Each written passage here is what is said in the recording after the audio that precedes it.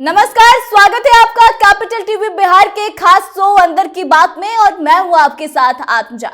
2024 के लोकसभा चुनाव की तैयारियां शुरू हो गई है। दो गठबंधन भी बनकर तैयार हो गए हैं, इंडिया गठबंधन और एनडीए। इंडिया गठबंधन में तो सीट बंटवारे को लेकर के काफी चीजें देखने को मिल ही रही है, आपस में मतभेद भी देखने को मिल रहा है, लेकिन एनडीए में भी सीट बंटवारा इतना आसान नहीं है। दरअसल आपको बता दें कि 3 राज्यों के विधानसभा चुनाव में जिस तरह से भाजपा ने जीत हासिल की है, उसके बाद से अब एनडीए के जितने भी घटक दल हैं उनके लिए सीटों का बंटवारा और सीट के लिए बार्गेनिंग करना भाजपा से अब बिल्कुल भी आसान नहीं है। आपको बता दें कि एक तरफ जहां उपेंद्र कुशवाहा 8 सीट की मांग कर रहे हैं, चिराग पासवान 5 से ज्यादा सीट की मांग कर रहे हैं, वैसे ही जीतन राम मांझी भी 5 सीटों की दावेदारी कर रहे हैं। तो इन्हीं तमाम मुद्दों पर बातचीत करने के लिए हमारे साथ सीनियर जर्नलिस्ट सरोज सिंह जी मौजूद हैं। तो आइए हम उनसे बात करते हैं।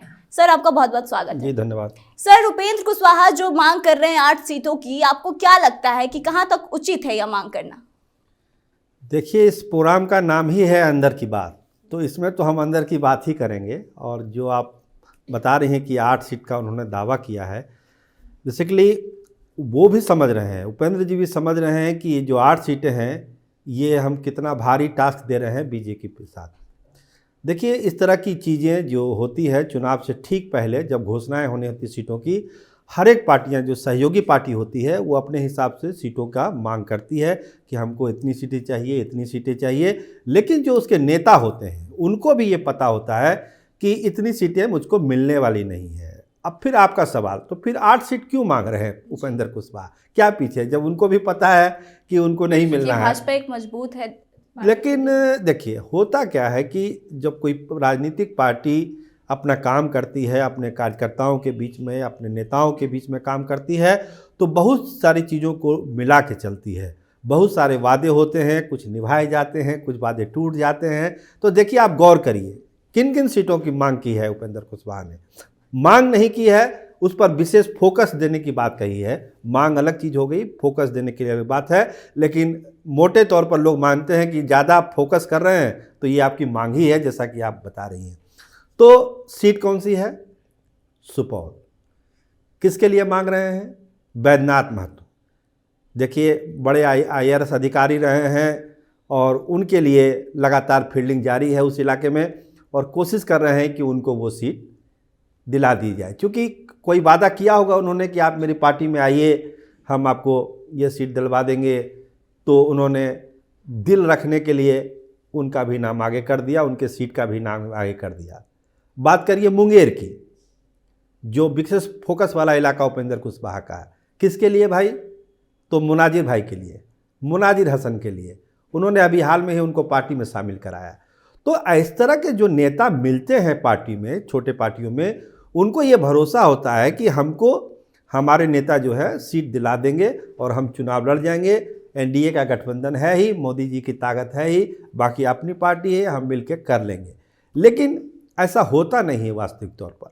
होता यह है कि जो ताकत होती है, ज़मीनी ताकत होती है, भाजपा अपने हिसाब से सर्वे कराती है। आपने एक बहुत सही बात कही कि 3 राज्यों का चुनाव जीतने के बाद भाजपा के साथ अब कोई सहयोगी पार्टी बार्गेनिंग करेगी, ये संभव नहीं है। वो परिस्थितियां खत्म हो चुकी है। इसलिए जितनी ताकत है इसका अंदाज़ा भाजपा को भी है। और जो मांग कर रहे हैं, जैसे आपने चिराग की बात कही कि चिराग भी 5 से ज़्यादा सीटें मांग रहे हैं, तो आखिर किसके लिए मांग रहे हैं?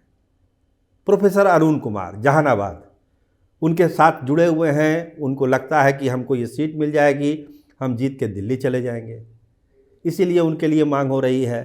वाल्मीकि नगर किसके लिए भाई? राजू तिवारी के लिए, उनके प्रदेश अध्यक्ष हैं। तो इन लोगों को अगर साथ लेके चलना है तो ये डिमांड करना ही पड़ेगा। क्या मिलना है ये सबको पता है, चिराग भाई को भी पता है, उपेंद्र कुशवाहा को भी पता है कि मिलना क्या है। लेकिन चूंकि पार्टी है, पार्टी चलानी है, तो इस तरह की मांग करनी ही पड़ेगी। और ये मांग वो कर रहे हैं तो इसमें कोई गलत भी नहीं है।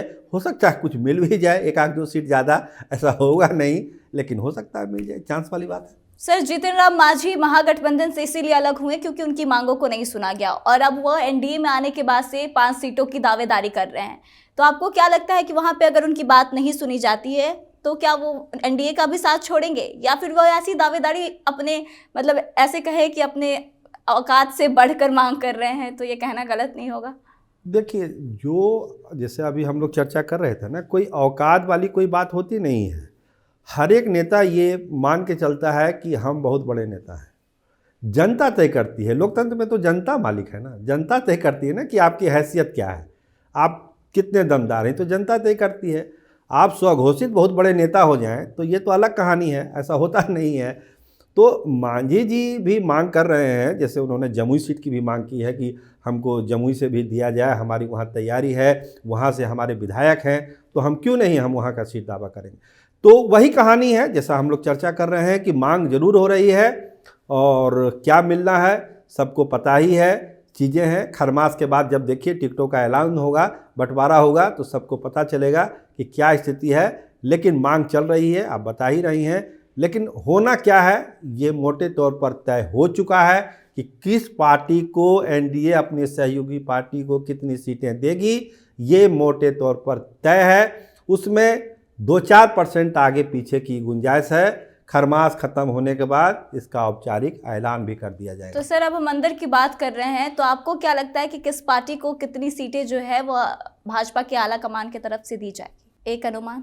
हाँ, अनुमान तो लगा ही जा सकता है। और अनुमान क्या, इस जो भाजपा जिस रास्ते से आगे बढ़ रही है, भाजपा पूरी कोशिश करेगी कि 30 सीटें लोकसभा की वो कमल छाप पर ही अपने ही बूते हुए चुनाव लड़े। बाकी जो 10 सीटें हैं वो अपने सहयोगी दलों को वो बांट दे। कोशिश यही है भाजपा के तरफ से। ये 10 सीटें बढ़ के 12 हो सकती है, 13 हो सकती है, लेकिन 15 कभी नहीं होगी। इतना आप मान के चलिए। अगर आपने अंदर की बात पूछी है तो अंदर की बात यही है, 10 की संख्या 12 या मैक्सिमम 13 हो सकती है, वो 15 नहीं हो सकती है। बाकी सीटों पर भाजपा का ही प्रत्याशी चुनाव लड़ेगा। सर, एक चीज और देखने को मिल रही है कि पारस गुट और चिराग गुट आपस में ही लड़ रहे हैं हाजीपुर सीट को लेकर के, और दोनों ही पार्टी की तरफ से अपनी अपनी दावेदारी की जा रही है कि मुझे 5 सीट दे दीजिए, तो मुझे 5 सीट दे दीजिए। तो इन दोनों से कैसे पहले भाजपा निपटेगी? हमको लगता है जो हमारे सोर्स हैं वो यही बता रहे हैं कि इन दोनों से भाजपा निपट चुकी है। मीडिया में जो बातें आ रही है आपके पास भी पहुंची होगी, आपने इसका जिक्र भी कर दिया।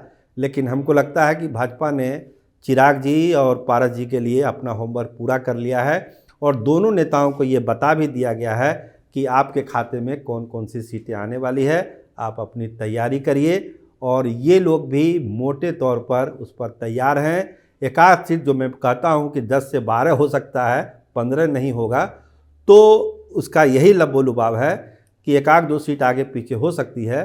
लेकिन मोटे तौर पर लोजपा को जितने सीटें पिछले चुनाव में यानी 19 के चुनाव में जो 6 सीटें मिली थी, इस बार भी दोनों चचा भतीजा को मिला के 6 सीट से ज़्यादा मिलना नहीं है। एक आध सीट आगे पीछे हो सकती है। राज्यसभा की सीट पर भी बात बन सकती है।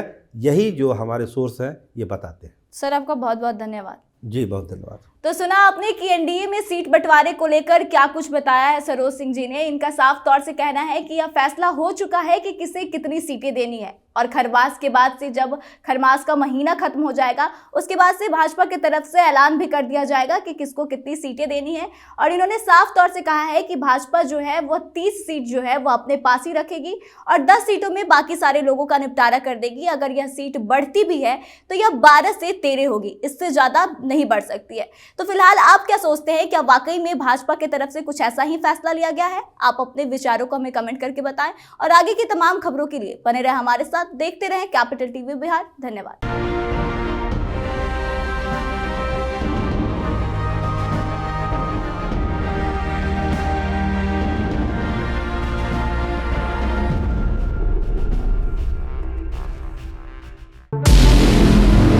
हमारे व्रत, हमारी परीक्षा, लक्ष्य तक पहुंचने की हमारी संयमित प्रतीक्षा। हमारे छठ से और हमारे हठ से पूरी दुनिया वाकिफ है। हमें विकल्प पर नहीं, अपने दृढ़ संकल्प पर अटूट विश्वास है,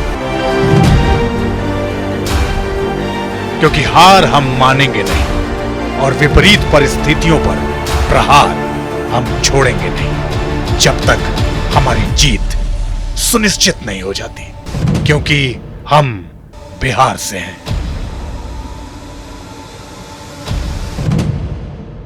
कैपिटल टीवी पर मैं अमित प्रकाश लेकर आ रहा हूं बिहार पर एक ब्रांड न्यू स्पेशल शो। हम बिहार से हैं।